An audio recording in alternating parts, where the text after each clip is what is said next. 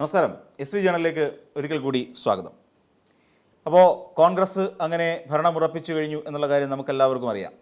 എന്നാൽ ഇതിനിടയിൽ ഏറ്റവും വലിയ പ്രതിസന്ധിയായി മാറിയിരിക്കുന്ന ഒന്നാണ് കോൺഗ്രസിൽ ആര് മുഖ്യമന്ത്രി ആകും എന്നുള്ളത്. മുഖ്യമന്ത്രിയാകാൻ 3 പേർ ഇപ്പോൾ തന്നെ തയ്യാറായി നിൽക്കുന്നു. അതിനിടയിൽ ഒളിഞ്ഞും തെളിഞ്ഞും കോട്ടയത്തു നിന്നുള്ള തിരുവഞ്ചൂർ രാധാകൃഷ്ണൻ എന്ന് പറയുന്ന ഏറ്റവും പ്രായം കൂടിയ അല്ലെങ്കിൽ ഏറ്റവും സീനിയർ മോസ്റ്റായ ഒരു മനുഷ്യൻ കൂടി, ഒരു MLA കൂടി ഇതാ വന്നു കഴിഞ്ഞിരിക്കുന്നു. കാര്യം അദ്ദേഹം ഒരിക്കൽ ആഭ്യന്തര വകുപ്പ് മന്ത്രിയായിരുന്നു.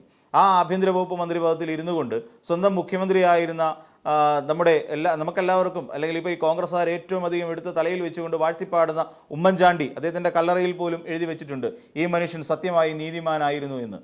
അപ്പോൾ അങ്ങനെ എഴുതി വെച്ചിരിക്കുന്ന കല്ലറയ്ക്കുള്ളിൽ കിടക്കുന്ന ഉമ്മൻചാണ്ടി എന്ന് പറയുന്ന ഒരു മനുഷ്യനെ പരസ്യമായി വേട്ടയാടുകയും അദ്ദേഹം സ്ഥലത്തില്ലാതിരുന്ന സമയത്ത് തൻ്റെ ഒരു ആഭ്യന്തര വകുപ്പ് മന്ത്രി എന്നുള്ള തൻ്റെ ക്രെഡിബിലിറ്റിയും തൻ്റെ അധികാര പരിധിയും ഉപയോഗിച്ചുകൊണ്ട് ഈ ഉമ്മൻചാണ്ടിയുടെ ഏറ്റവും വിശ്വസ്തന്മാരെ പോലും അറസ്റ്റ് ചെയ്യാൻ വേണ്ടി വളരെയധികം തിടുക്കപ്പെട്ട ഒരു മന്ത്രി, ആഭ്യന്തര വകുപ്പ് മന്ത്രിയായിരുന്നു ഉമ്മൻചാണ്ടിയുടെ അതേ മന്ത്രിസഭയിലുണ്ടായിരുന്ന തിരുവഞ്ചൂർ രാധാകൃഷ്ണൻ. ആ തിരുവഞ്ചൂർ രാധാകൃഷ്ണൻ കൂടി ഇതാ ഇപ്പം മുഖ്യമന്ത്രി സ്ഥാനത്തിന് വേണ്ടി അവകാശവാദം ഉന്നയിക്കുന്ന തരത്തിൽ മുന്നോട്ട് വന്നു കഴിയുകയും ചെയ്തു. അപ്പോൾ അങ്ങനെ ഫലത്തിൽ ഇപ്പോൾ 4 പേരാണ് മുഖ്യമന്ത്രി സ്ഥാനത്തിനായി കടിപിടി കൂടുന്നത്. അതായത് ഒരു എല്ലും കഷ്ണം കിട്ടിയ പട്ടികളെ പോലെ എന്ന് പറയേണ്ടി വരും പച്ചയ്ക്ക്.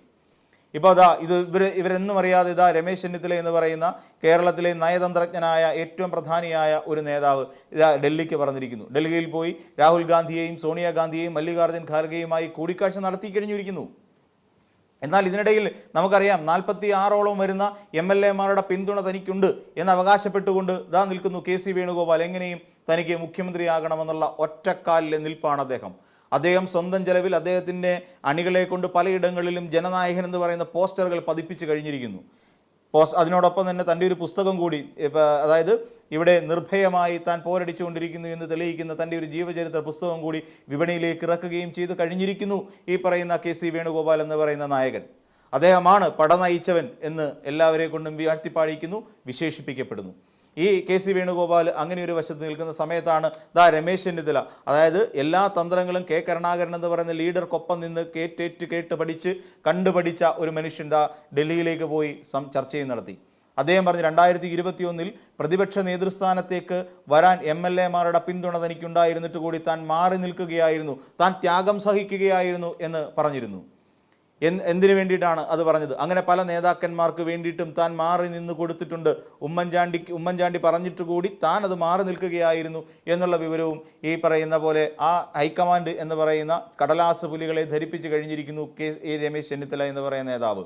അതിൻ്റെ അർത്ഥം കേരള നിയമസഭയിൽ മുഖ്യമന്ത്രിയായിരിക്കാൻ എന്തുകൊണ്ടും യോഗ്യനായ വ്യക്തിയാണ് ഞാൻ എന്ന് അവരെ കൂടി ഹൈക്കമാൻഡിനെ കൂടി ബോധ്യപ്പെടുത്തുന്ന തരത്തിലേക്കാണ് കാര്യങ്ങൾ പോയിക്കൊണ്ടിരിക്കുന്നത്. അപ്പോൾ ഇതാണ് പൊതുവിലുള്ള ഒരു ചിട്ടവട്ടം. അതേസമയം 25 MLA-മാരാണ് രമേശ് ചെന്നിത്തലയ്ക്കൊപ്പം നിൽക്കുന്നത്. 25 പേർ VD സതീശന് ഒപ്പവുമുണ്ട്. എന്നാൽ MLA-മാരുടെ ബാഹുല്യം കൊണ്ട് അത് KC വേണുഗോപാൽ കളിച്ച കൃത്യമായ കളി തന്നെയായിരുന്നു. അത് തനിക്കൊപ്പം കൂടുതൽ MLA-മാരുണ്ടാകാൻ വേണ്ടി ഏറ്റവും കൂടുതൽ MLA-മാരെ തൻ്റെ നോമിനികൾ എന്നുള്ള നിലയിൽ ഇറക്കുകയും ഇരിക്കൂർ എന്ന് പറയുന്ന ഒരു മണ്ഡലത്തിൽ നിന്നുകൊണ്ട് തനിക്ക് വീണ്ടും വിജയിച്ച് നിയമസഭയിലേക്ക് എത്തുന്നതിന് വേണ്ട എല്ലാ കരുനീക്കങ്ങളും നടത്തി വെച്ചതിന് ശേഷം മാത്രമാണ് ഈ KC വേണുഗോപാൽ കേരളത്തിൽ കളം പിടിക്കാൻ ഇറങ്ങിയത്. നമുക്കറിയാം എല്ലാ നേതാക്കന്മാരും PR വർക്ക് തുടങ്ങുന്നതിന് മുൻപ് തന്നെ KC വേണുഗോപാൽ ഇവിടെ PR വർക്ക് തുടങ്ങിക്കഴിഞ്ഞിരുന്നു.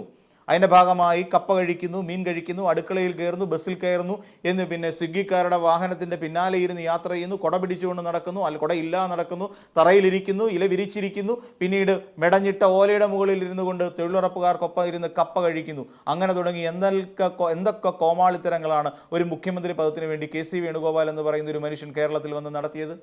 ഇതെല്ലാം നമ്മൾ കണ്ട നാടകങ്ങളായിരുന്നു. ഇതൊക്കെ അക്ഷരാർത്ഥത്തിൽ വലിയ നാടകങ്ങൾ തന്നെയായിരുന്നു എന്നുള്ള വിവരം നമുക്കറിയാമല്ലോ.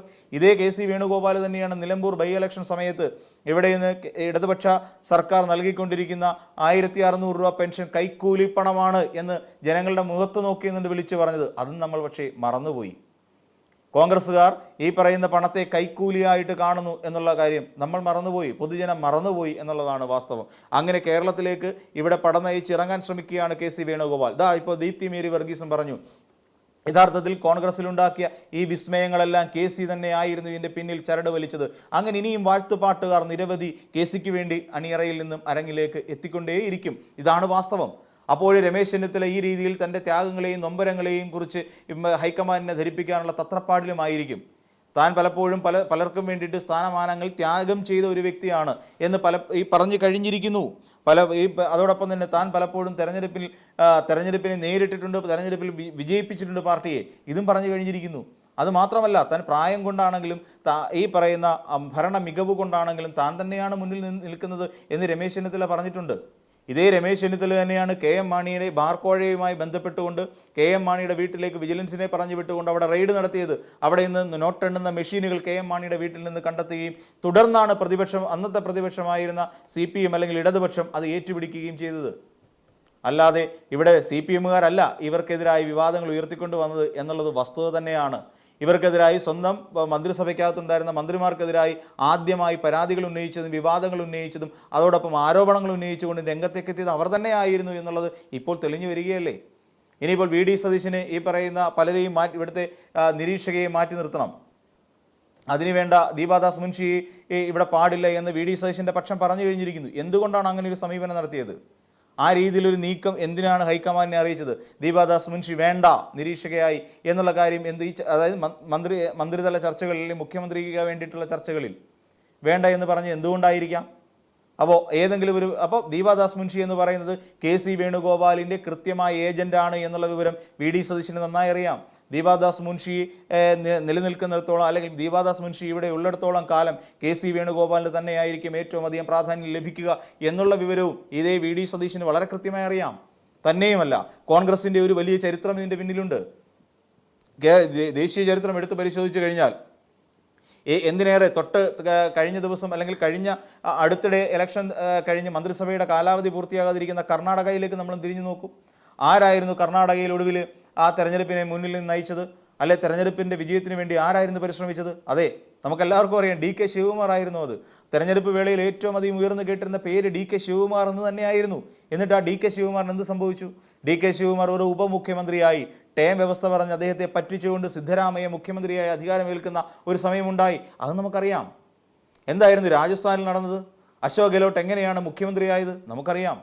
അവിടെ സച്ചിൻ പൈലറ്റ് അതുവരെ തെരഞ്ഞെടുപ്പിന് വേണ്ടി എല്ലാ കാര്യത്തിനും ഓടി നടക്കുകയും തെരഞ്ഞെടുപ്പ് വിജയിപ്പിക്കാൻ വേണ്ട എല്ലാ കാര്യങ്ങളും നീക്കുകയും ചെയ്ത ഒരാളായിരുന്നു, യുവ നേതാവായിരുന്നു സച്ചിൻ പൈലറ്റ്.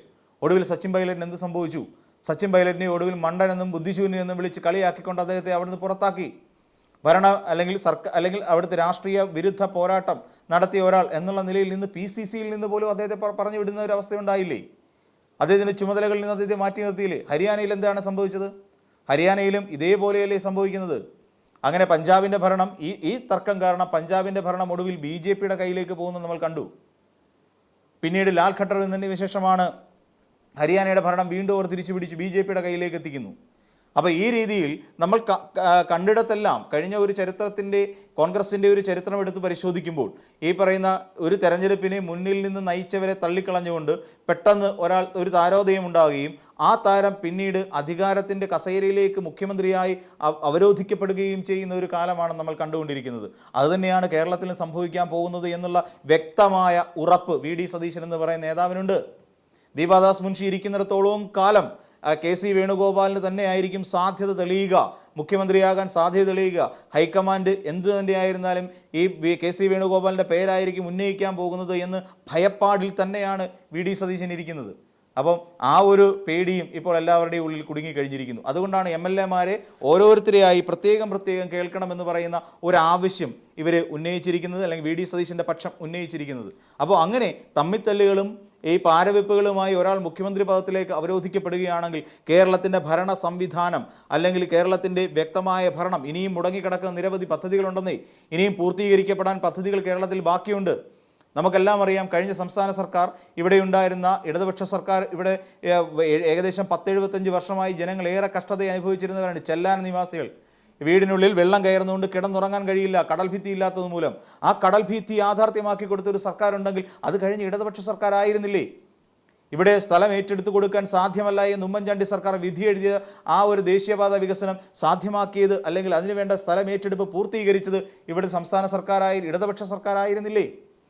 എല്ലാ പ്രതിസന്ധികളെയും മറികടന്നുകൊണ്ട് ഗെയിൽ വാതക പൈപ്പ് ലൈൻ എന്ന് പറയുന്ന സംവിധാനം കേരളത്തിൽ ഉണ്ടാക്കിയെടുത്തത് ഇതേ ഇടതുപക്ഷ സർക്കാരായിരുന്നില്ലേ? UDF-കാർ തുരങ്കം വെച്ചിട്ട് കൂടി വിഴിഞ്ഞം പദ്ധതി ഇവിടെ ഓണാക്കി വിഴിഞ്ഞം പദ്ധതി പൂർത്തീകരിക്കാൻ കൂട്ടുനിന്ന ആരായിരുന്നു? ഈ പറയുന്ന പിണറായി വിജയൻ സർക്കാർ തന്നെ ആയിരുന്നില്ലേ? പാതി വഴി ഉപേക്ഷിച്ചിട്ട് പോയ കണ്ണൂർ വിമാനത്താവളം പിന്നീട് അത് പൂർത്തീകരിക്കുകയും വിമാനം പറന്നിറങ്ങുന്ന ഒരു അവസ്ഥയിലേക്ക് എത്തിക്കുകയും ചെയ്ത ആരായിരുന്നു? ഇതേ ഇടതുപക്ഷ സർക്കാർ ആയിരുന്നില്ലേ? പക്ഷേ ഇങ്ങനെയുള്ള നിരവധി പദ്ധതികളുണ്ട്. ഇനി ഈ ദേശീയപാത വികസനം നടക്കേണ്ടതുണ്ട്. അതോടൊപ്പം തന്നെ നമ്മുടെ തുരങ്കപാത പിണറായി വിജയൻ ഉദ്ഘാടനം ചെയ്തിട്ട് പോയി. ആ തുരങ്കപാത ഇനി യാഥാർത്ഥ്യമാക്കണ്ടേ? അങ്ങനെയൊക്കെ നമ്മൾ ചിന്തിക്കുമ്പോഴും ഈ രീതിയിൽ മുഖ്യമന്ത്രിയാകാൻ വേണ്ടി കടിപിടി തമ്മിൽ തല്ലിക്കൊണ്ടിരിക്കുന്ന ഈ പറയുന്ന നേതാക്കന്മാരെ വെച്ചുകൊണ്ട് എങ്ങനെയായിരിക്കും ഈ പറയുന്ന കേരളത്തിൻ്റെ വികസനം സാധ്യമാക്കുക എന്ന് പറയുന്ന ഒരു സംശയം ഇപ്പോൾ ഈ 102ന്റെ ഭൂരിപക്ഷത്തിൽ ഇവർ നിൽക്കുന്ന സമയത്ത് നമ്മളുടെ എല്ലാവരുടെയും ഉള്ളിലുണ്ടെന്നേ. അപ്പോൾ ഇവരിത് പൂർത്തീകരിക്കുമോ എന്നുള്ള ഒരു സംശയവും ഇപ്പോൾ ഈ മുഖ്യമന്ത്രിക്ക് വേണ്ടി കസേരയ്ക്ക് വേണ്ടിയുള്ള കടിപിടി കാണുമ്പോൾ നമുക്ക് ഓർമ്മ വരികയാണ്. അപ്പോൾ മറ്റൊരു വീഡിയോയുമായി നമുക്ക് വീണ്ടും കാണാം.